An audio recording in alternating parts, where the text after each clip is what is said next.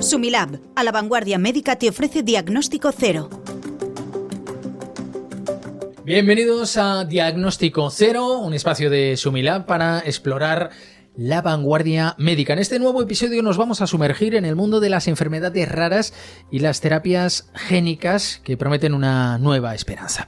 Nos acompaña, como siempre, Álvaro Payá, CEO de Sumilab. ¿Qué tal, Álvaro? Buenas tardes. Hoy tema muy interesante, Rafa. Desde luego que sí, vamos a aprender mucho. Muchísimo. Vamos a saludar a la doctora Ana Pilar Gómez. Es doctora en biotecnología por la UPV, actual investigadora postdoctoral CIBER en el grupo de investigación de biomedicina molecular, celular y genómica del Instituto de Investigación Sanitaria LAFE. Se dedica la doctora Gómez, nos lo va a contar, a investigar enfermedades raras con el fin de descubrir nuevos mecanismos de regulación y aplicar terapias avanzadas. Trabaja en una terapia basada actualmente en nanoanticuerpos de camélidos, que nos tendrá que explicar qué son exactamente, para tratar enfermedades que afectan a la visión. Además, disfruta difundiendo su trabajo de manera dinámica y divertida a la sociedad y comparte su amor por la gastronomía en su perfil de Instagram, que es Donde Voy y Donde Como. Bienvenida, doctora. Muchas gracias, Rafa. Gracias, Álvaro, por la invitación. Encantadísima de estar aquí con vosotros y de difundir nuestra investigación a la sociedad de una manera fácil, sencilla y directa. Pues yo creo que es fundamental que... Hoy nos hace falta, ya lo hemos hablado en la previa, vamos a aprender muchísimo. Hay mucha terminología que no conocemos y creo que hay que hacerlo sencillo y para el público que nos escucha. Diagnóstico Cero. Nanoanticuerpos de camélidos, que yo he dicho algo que no sé qué significa. ¿Qué es? Pues a ver, nanoanticuerpos, la propia palabra ya te está desglosando en dos palabras. Nano, que viene de pequeño, y anticuerpo, pues hemos escuchado mucho los anticuerpos con esta devastadora pandemia que nos ha acontecido. Y son moléculas que lo que hacen es reaccionar ante un efecto adverso y nos defienden frente, en este caso, como bien ha sido una infección viral o cualquier tipo de infecciones.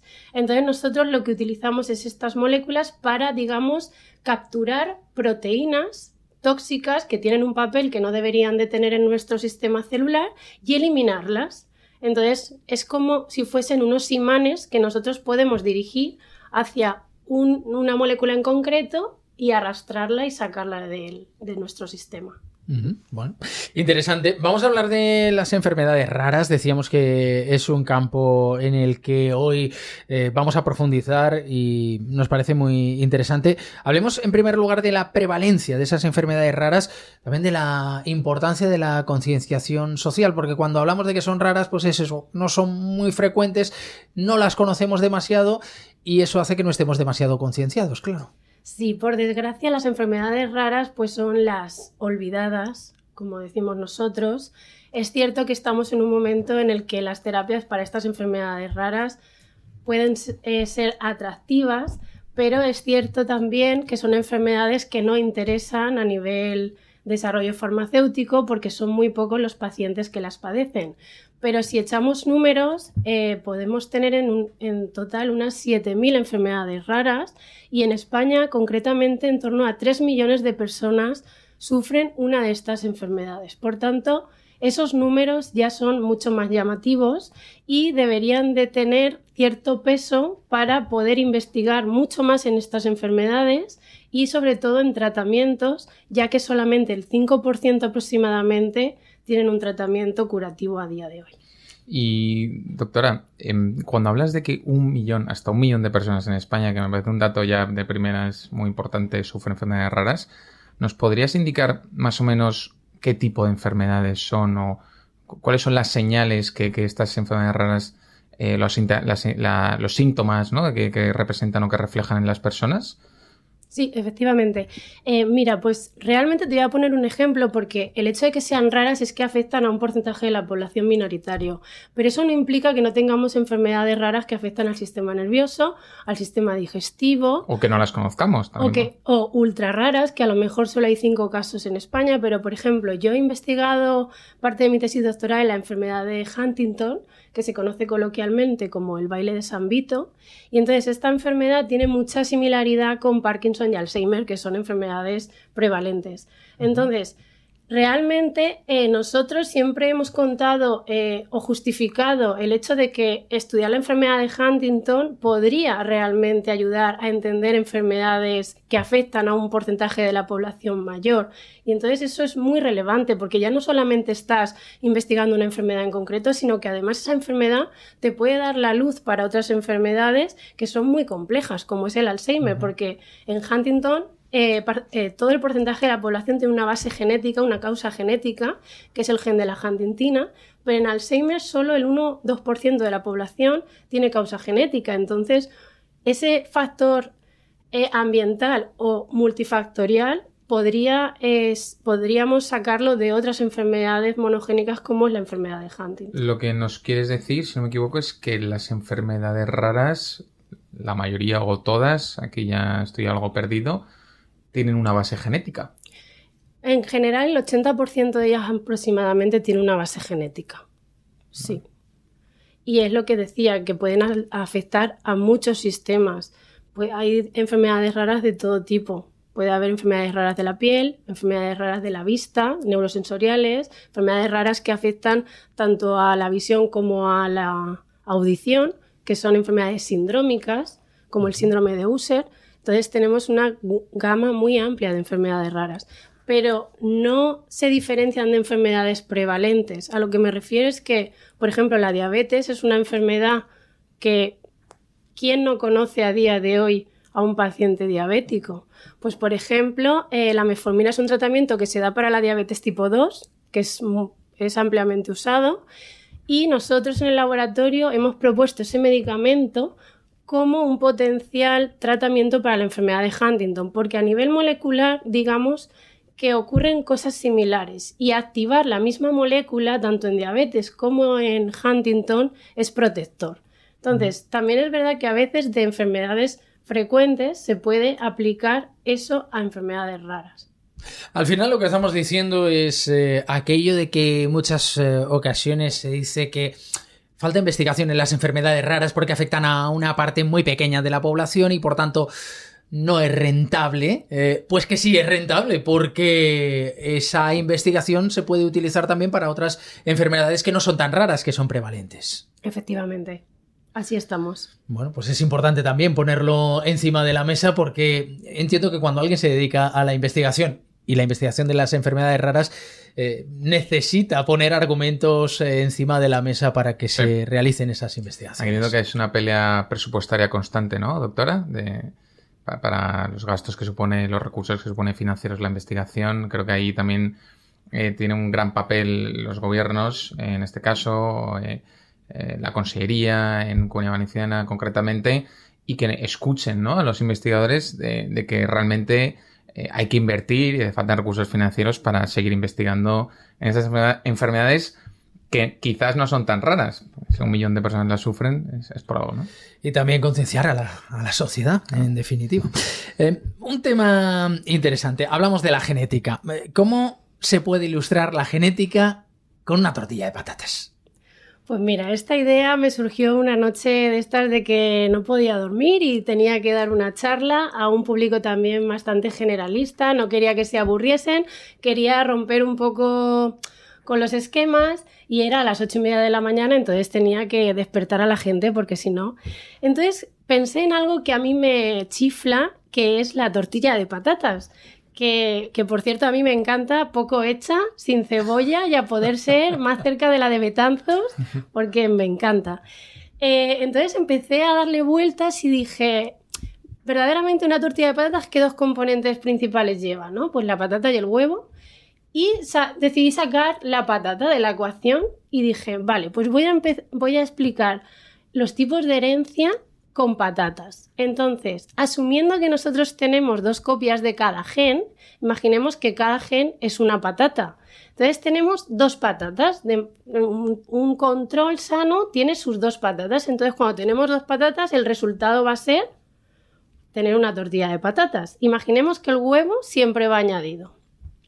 Entonces dije, vale, cuando no tenemos patatas, evidentemente no vamos a tener tortilla, ¿vale? Y cuando tenemos una única patata, sí que podemos tener tortilla, pero mucho más pequeñita. Pero el caso es que el resultado es el mismo, porque yo al final voy a poder comerme la tortilla de patatas, aunque sea más pequeñita, ¿no? Y el último supuesto sería, vale, ¿y si yo tengo una patata podrida y una patata normal, qué pasaría? Pues sí, tendría una tortilla de patatas, pero no me la podría comer porque está mala.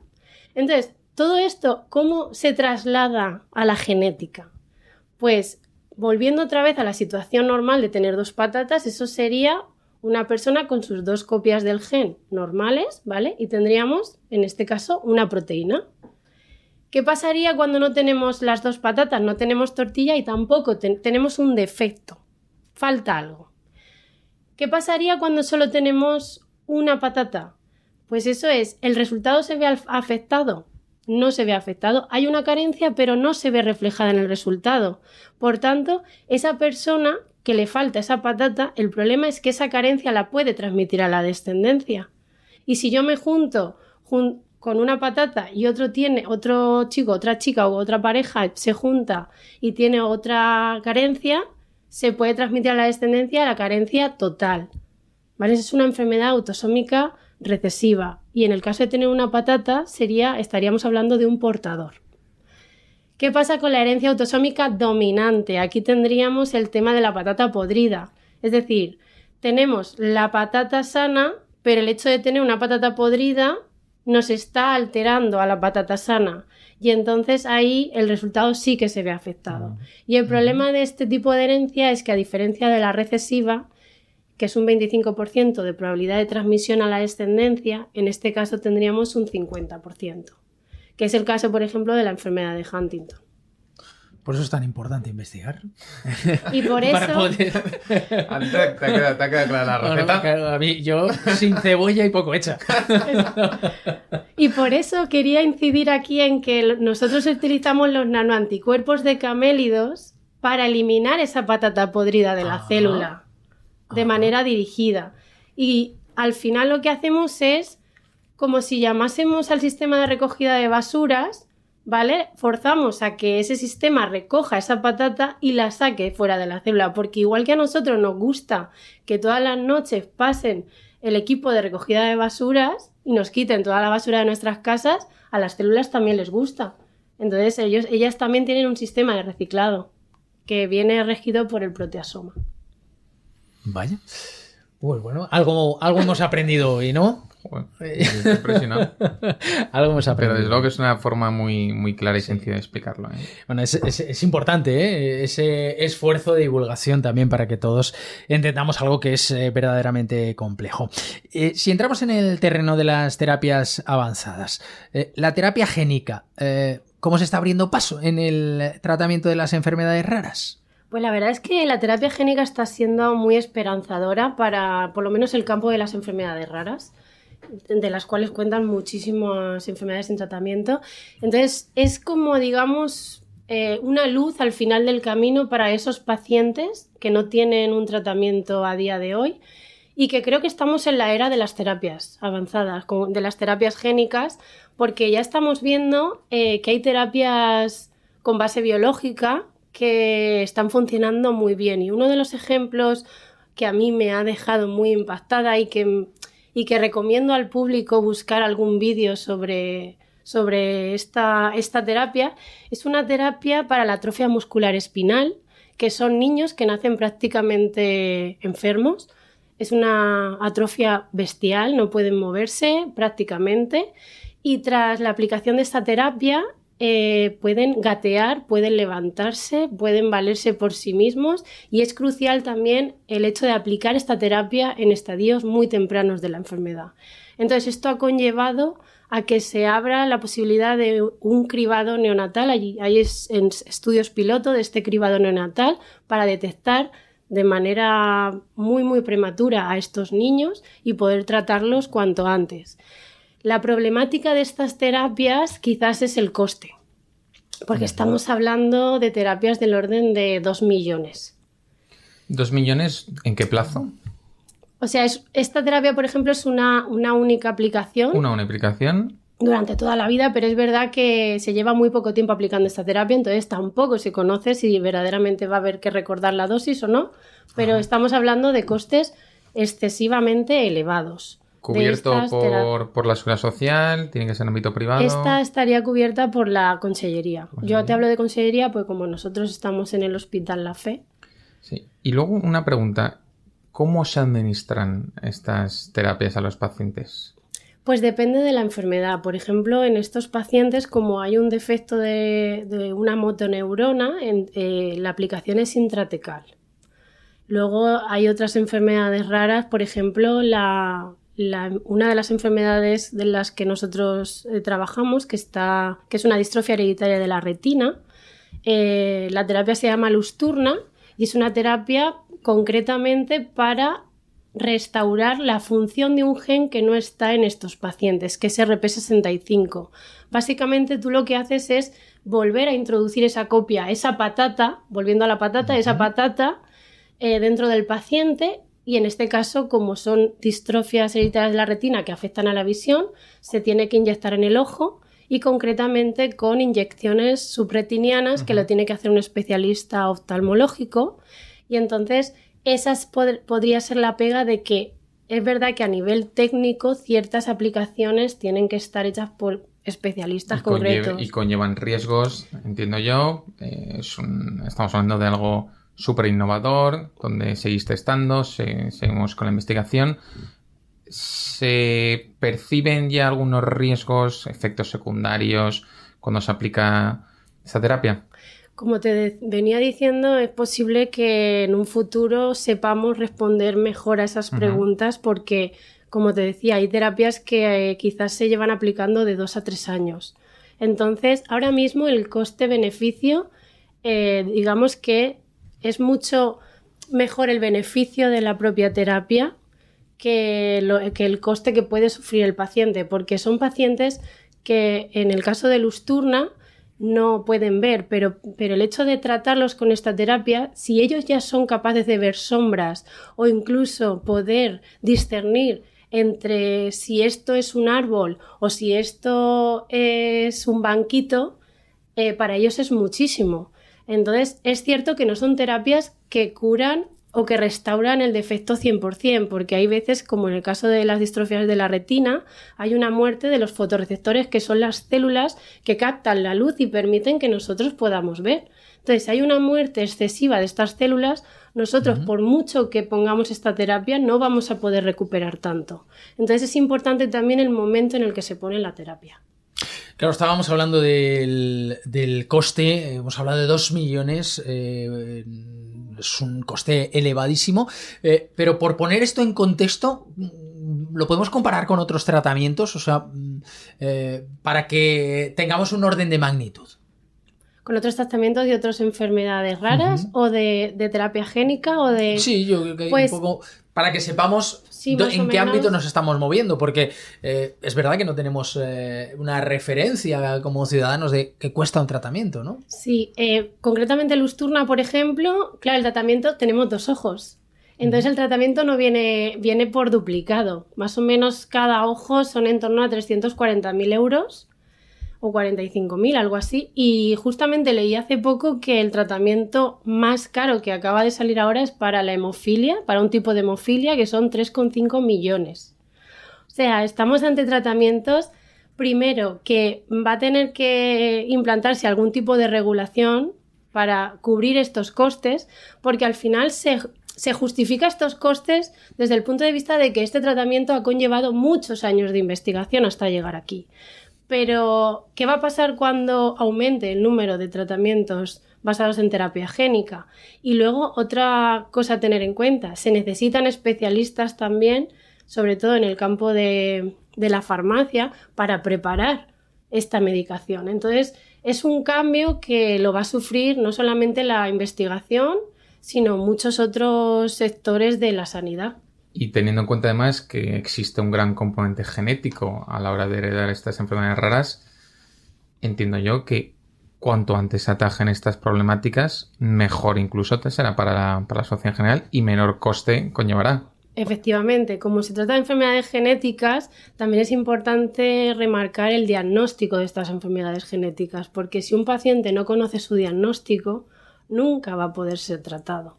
Y eso es otro hándicap que hay que también tener en cuenta, que hay mucho porcentaje de la población que no conoce la mutación que tiene. Y estas terapias normalmente son específicas de mutación.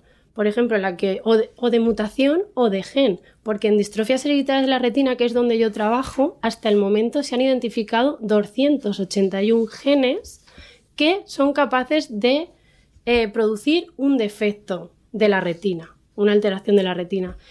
Y solo tenemos terapias para uno de ellos.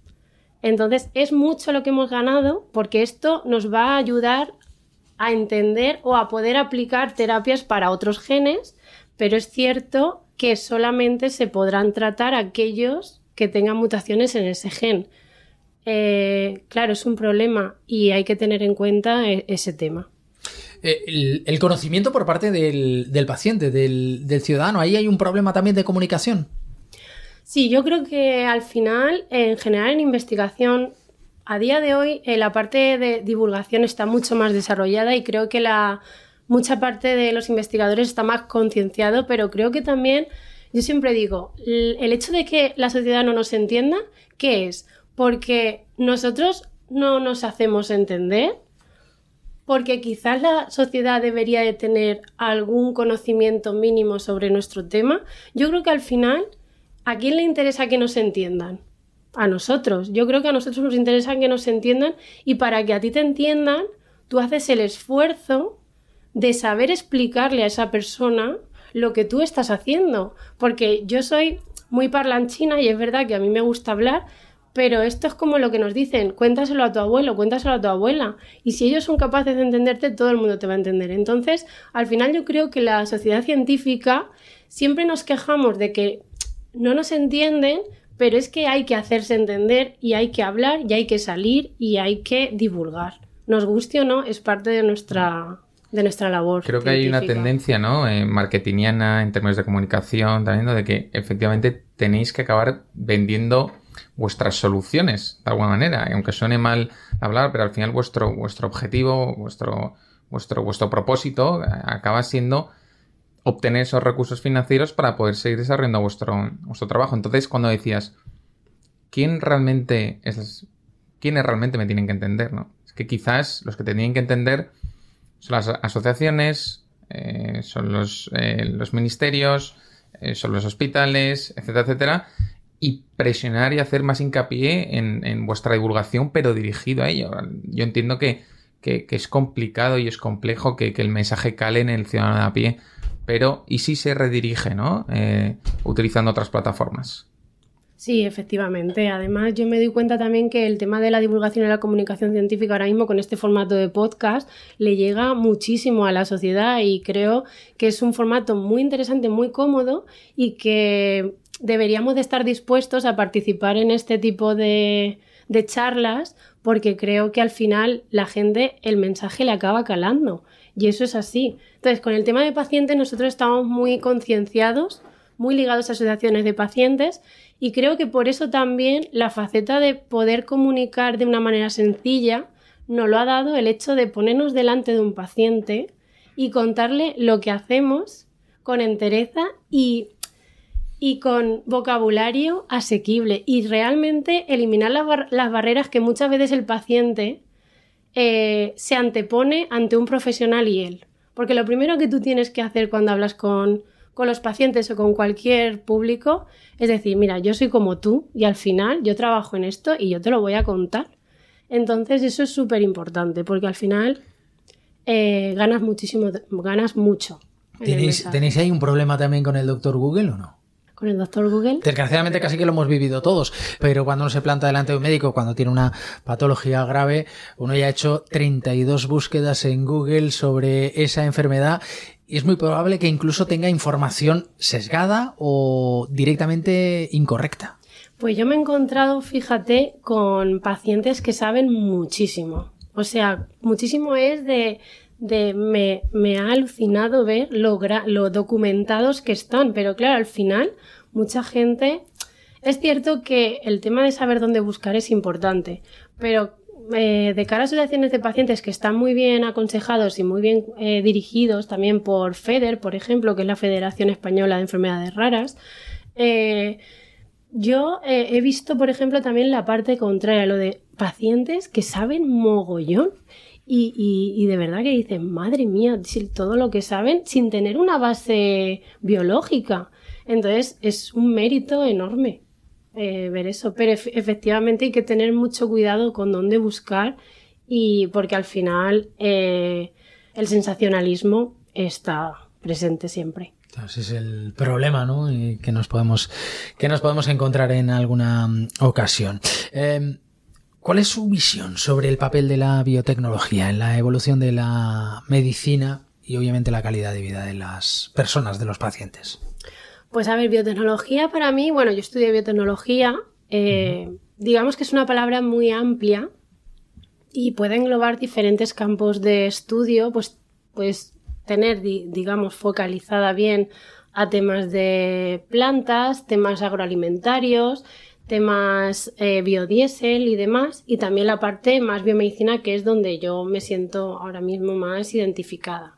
Entonces, la biotecnología es una ciencia que podría, digamos, aplicar con técnicas de última generación y ya estaríamos hablando más de temas de ómicas que nosotros les decimos, es más a nivel molecular ver realmente los cambios que se están produciendo y ayudarnos también a mejorar, ya sea la mejora genética, que a nivel agroalimentario nos puede dar productos mejorados genéticamente para aumentar cierto contenido o ciertos componentes que son importantes, o también el tema de la ingeniería genética, que es desarrollar organismos, modelos modificados, porque para el tema de la biomedicina, que es donde yo estoy más localizada, nosotros otra parte importante es poder hacer una preclínica, y una preclínica de un tratamiento es poder validar en modelos animales una posible terapia o investigar nuevos mecanismos que nosotros podríamos utilizar para desarrollar una terapia.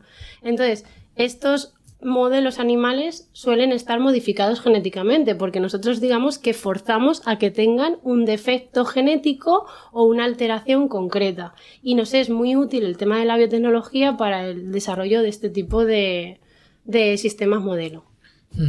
Bueno, tenemos 3 preguntas, ¿no? Antes de terminar, Álvaro, 3 preguntas para cada invitado que viene. Son las 3 preguntas de rigor que se nos hacerá a todo el mundo que pasa por aquí en Diagnóstico Cero. Bueno, queremos hacerte estas 3 preguntas. La primera, ¿qué libro nos recomiendas? ¿A gusto personal, científico, profesional? Pues le comentaba a tus convis antes que no soy muy de leer. Ya sé que eso no debería de ser así. Valen libros de recetas, no, O sea, no soy muy de leer libros en casa porque es verdad que al final en el trabajo pues también leemos bastante. Pero si tuviese que recomendar un libro, recomendaría el libro de Raticos de Coronavirus, que está escrito por el doctor Julián Cerón, un divulgador, y que creo que es súper interesante porque además me parece súper ingeniosa la idea de comparar el fútbol con diferente terminología del COVID-19. Interesante este, ¿no? Sí. Hay que echar un ojo. Habrá que buscarlo. Es murciano, ¿no? Raticos. Sí. Además que tiene un podcast que se llama Raticos de Ciencia. Ah, ¿sí? Y también le recomiendo al público que le eche un ojo porque está muy bien. Muy bien. La segunda pregunta es, ¿a qué persona admiras? Uf, qué difícil.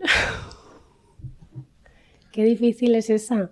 Pues a ver, siempre me ha gustado una cantante y he cantado muchos sus temas porque de vez en cuando canto también. Entonces es Whitney Houston, que es una pena que no la he podido ver en vivo, pero si tuviese que admirar a alguien me decantaría por Whitney Houston. Qué pedazo de voz tenía, ¿eh? Sí. Rafa, tú... Si no hubiera problemas con esto de la música, ahora pondríamos una canción de Houston, pero no se puede. Y la tercera, que creo que va a ser un poco más compleja, pero ya sabes que aquí también tenemos este punto profundo y sensible. ¿Cuál es tu propósito de vida? Sí, es complicada también, pero al final el propósito de vida, pues quizás disfrutar de cada momento que tengo, ya sea pequeño, porque al final siempre tendemos a pensar en algo súper complicado y súper complejo, pero es que yo llegar a mi casa, tumbarme en el sofá y ver una serie, para mí ya me llena muchísimo. Entonces, propósito de vida es tener salud y poder seguir disfrutando de los pequeños momentos y de mi gente. Que es muy difícil hoy en día, además, ¿eh? Que parece que lo estamos disfrutando, pero realmente tenemos la cabeza y la mente puesta en otras cosas y lo que nos cuesta concentrarnos en lo que realmente estamos haciendo. Aunque sea viendo una película, pues oye, me dedico los 120 minutos a ver la película y no a distraerme con nada más, ¿no? Sí. Disfrutar de esas pequeñas cosas y vivir en el presente. El aquí y el ahora, ¿eh? El aquí y el ahora. Sí. Es tan complicado que podamos bueno, pues prestarle atención. Esperemos que quienes nos han estado escuchando hasta ahora sí que hayan estado donde quiera que estén, pero pendientes de eso que hemos dicho. La verdad es que ha sido un placer, doctora. Yo creo que ha sido muy ilustrativo poder conocer pues algunas de estas cosas que de entrada nos parecen tan complejas, ¿no? Tan complicadas y que de una manera bueno, pues ilustrativa acercan al gran público esos conceptos. Así es. Gracias, Álvaro. Gracias, Rafa. Gracias, doctora. Muchísimas gracias. Sumilab, a la vanguardia médica.